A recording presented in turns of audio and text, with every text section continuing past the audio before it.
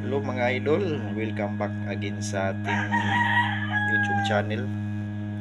Ngayon mga idol, no, mayroon na naman tayong kunting videos, no, about sa ating mga cellphone na ginagamit mga idol. At bali ito mga idol, no, ito yung ating ipipicture ngayon, itong Vivo Y11 yata to. No, bali yung problema kasi nito mga idol is yung wifi, no mga idol.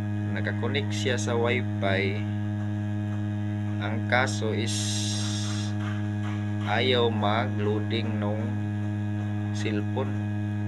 Imagine yung mga idol no, nakakonect na siya sa wifi is hindi makabyo, no, kung mag Facebook tayo, ayaw naman niyang mag-display, ayaw maka-open ng videos, pictures.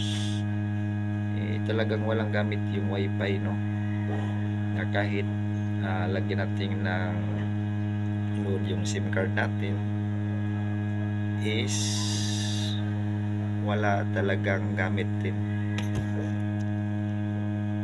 Kaya ngayon mga idol, no, ito yung ating i-share, no, atin tong gawa ng videos mga idol, no. Baka na ganito din yung cellphone nyo, nakakonect na sa wifi, ayaw lang gumana yung wifi mga idol, no. At ito yung ating i-vlog ngayon, itong Vivo.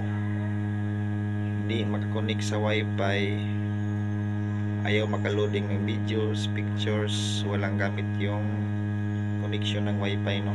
Ayan, ito yung ating i-vlog ngayon mga idol, mga guys. Ayan.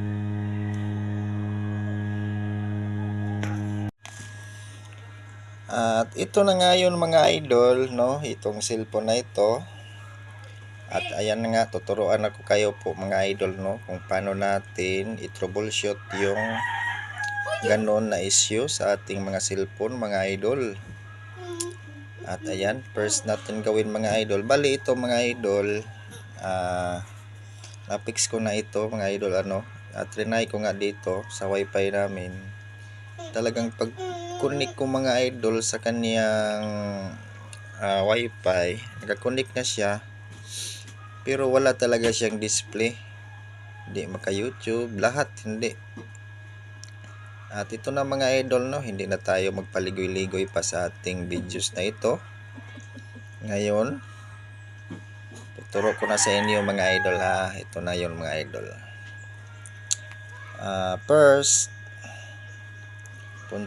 puntahan natin dito sa setting mga idol. Ngayon i-brightness muna natin to dahil napaka blurred, no, ng display. Ayan, i-brightness natin. Tapos ayan na nga, napunta na tayo sa setting mga idol. Ito yung ating gagawin mga idol, ha, para makuha ninyo yung ating tricks about sa problema na yon. First, punta tayo dito mga idol sa saan ba yon?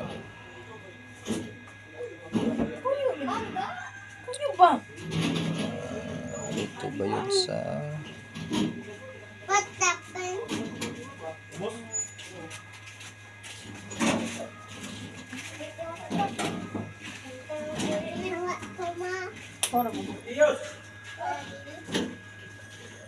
saan ba yun kung nakita mga idol? Bali dito yata yun.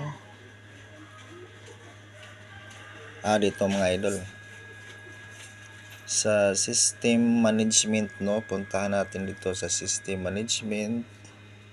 Kung meron pong more setting yung ano nyo is yun, pero dito system management, ayan na nga, system management. Tapos puntahan natin dito sa reset, backup and reset mga idol. Pindutin natin dito. Ayan, ang gagawin natin ngayon mga idol, i-reset natin dito sa reset network setting. Ayan. Ayan na nga. Ito yung ating pipindutin ngayon mga idol para ma-reset yung setting no ng ating cellphone. Ayan, reset na naman natin. Ayan na mga idol, yun lang po yung ating ginawa mga idol. Tapos na-reset na natin no. I-restart natin yung cellphone para matesting natin. At itong videos na ito mga idol no, i-replay natin no para naman makita niyo. Pero itong mga idol no na fix na po natin ito, pero for the sake sa ating viewers paano gawin, i-video natin para makuha no ng mga viewers natin. Baka nagkaganito na yung kanilang mga cellphone no. Ayan, Vivo.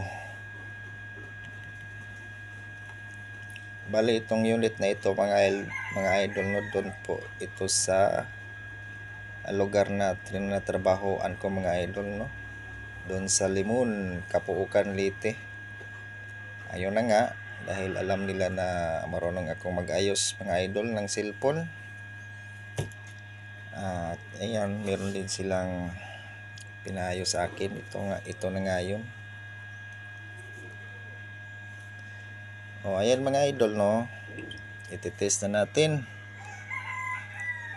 Punta tayo sa Wi-Fi.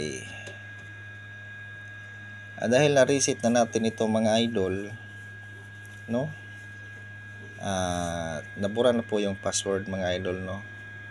Dahil na-test na natin ito, na okay na, pero ginawan lang natin ulit ng videos. Ginawa lang natin ng videos para makuha din ng mga viewers natin no, para alam nila kung paano i-fix no pag nagkaganito na yung kanilang mga cellphone. Ayan, click natin. At ngayon di lang natin ipapakita yung password mga idol ha.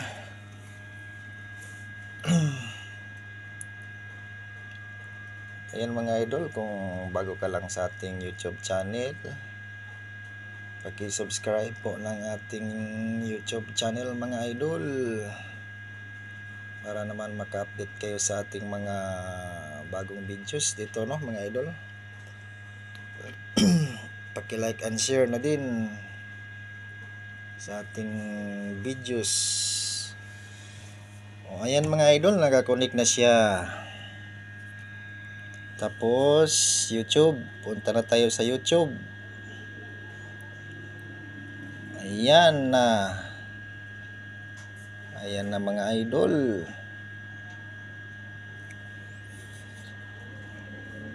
Nung first ko tong inayos nung hindi pa ito naayos mga idol no, hindi talaga siya nag-display katulad sa nasabi ko nga kanina, ayaw niyang mag-display.